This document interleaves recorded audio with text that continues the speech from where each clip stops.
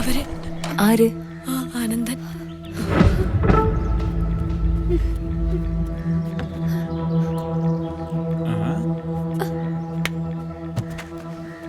ചേച്ചിയെ, ചേച്ചിയെ, ഞാൻ നോക്കാം.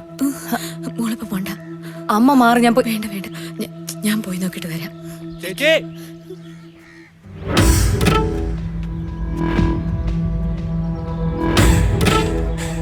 അനന്ത, ഒന്നും ചെയ്യില്ല. അനന്ത ഉപദ്രവിക്കില്ല. ഞങ്ങൾ എങ്ങനെയെങ്കിലും ജീവിച്ചു പോയിക്കോട്ടെ.